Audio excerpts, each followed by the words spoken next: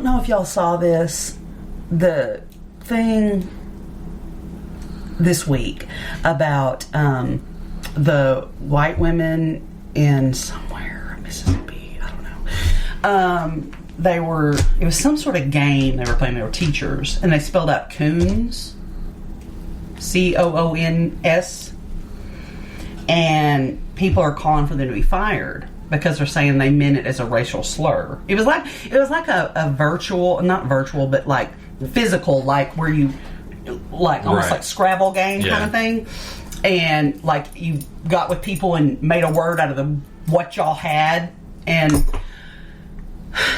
they came up with coons. In the South, that is a not standard, but an accepted way to say raccoon. That's what I said. I was like, okay, I don't get it, y'all. Like, I understand that it can be a racial slur. I absolutely have heard it used that way, but that's not. But if that's not the context, that it's. I don't know. I feel different about that. I've never called raccoons coons. Have you not? But I hear coon and I think racial slur. Do you? Yeah. Because see, I grew up. My dad was a coon hunter. Mm-hmm. He raised coon hounds. And that's what they're not called raccoon hounds, they're called coon hounds. Mm-hmm. And I mean, think like race horses, but on a smaller scale. There's so much money thrown into those dogs. And you know, so it was just a part of my life. You know, they went to coon trials, and that was where they that was basically they still have those. Yeah. That's where they. Okay. If you didn't know what you were talking about, I could see coon trial. That could sound bad. Well, I was fixing to tell you what it was. But like the coon trial is where they would take, because coon hunting, because coons are nocturnal, happens at night. Yeah. So what they would do is they would go out and they'd, you know, sit around, drink coffee and bullshit during the day, and then they'd do the judging of the form of the dog, you know, like you see in the actual dog shows where you look for all the comportment and all the how they're supposed to be bred. And then at night they would take them out and they would do group hunts, and they would see who treed first, who, you know, was more aggressive, and of course not only did you win cash and prizes if your dog was the best, but of course, just like racehorses, if your dog had the best drive, then you got stud fees at the butthole. I mean, my dad was always, I mean, our dogs were like back in the 80s, he would get $5,000 to breed these dogs. Yeah. And that's a lot of money in the 80s. That's a lot of money now. Right, for a stud fee on a dog, but that's how serious these coon hunters take these dogs. I mean, they're a religion. And so yeah, I mean, I was like, I've never thought of it. I mean, because when I see a raccoon, I don't say raccoon, I say coon. Look at the little coon, you know. And yes, I have. My dad was a racist. I've heard him use that, but I don't know. I never thought about it. And people were like, "You should know better than that." And I like, oh, those are the motherfuckers that if you don't know, you're the problem. Yeah, I got John, because I said that. I was like, I'm not trying to be like obtuse, because absolutely I know that coon can be used and has been used as a racial slur. I live in Arkansas. I'm not stupid. But I also know that I've heard it all my life in an innocent way and without knowing.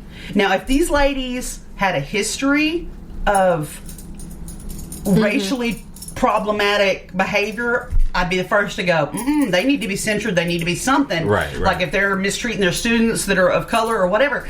But I don't know if they were just innocently, without context, I'm not ready to cancel them. Right. Yeah. No, and I mean, Mississippi has historic coon hunting. Yeah, I mean, that's a thing in the South. I'm just thinking, you know how many times we went to Starbucks in Jacksonville and at night they'd always have the raccoons by the dumpster? Uh-huh.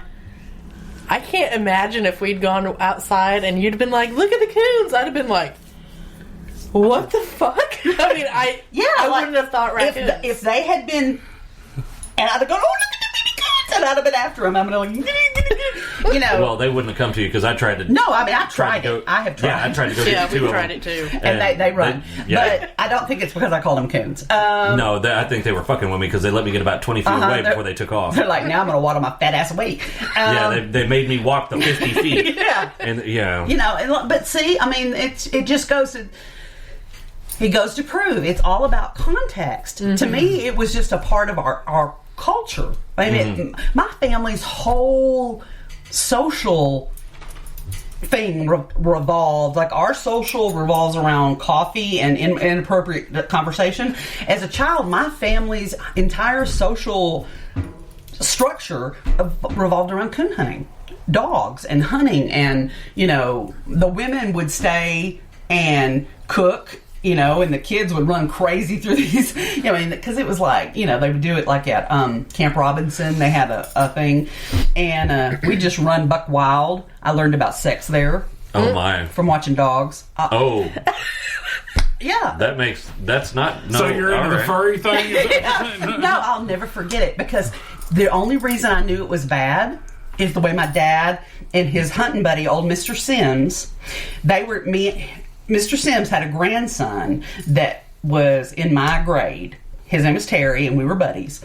And they were taking us around because, they'd always be looking for, did they want to get is this bitch in heat? Do we want a puppy? Do we want to buy? Do we want to test this? And so they'd go and they'd look.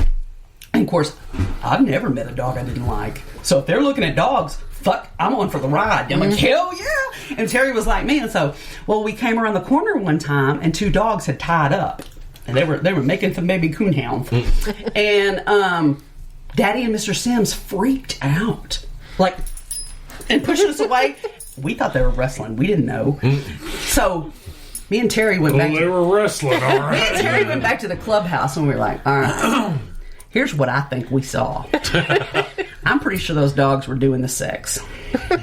Because they wouldn't have freaked out if it wasn't something dirty. Mm-hmm. So they didn't want us to see it, so it had to be sex. So that's how we figured out how dogs have sex. If they had just been like, all right, now we're going to walk over here, me and Terry would still maybe not know what how... are they doing other than playing? Yeah, we'd have still not known how puppies were made, maybe. I don't know. Me and Terry's a bit like, they're wrestling. You're 50 years old, ma'am. Well, fuck. But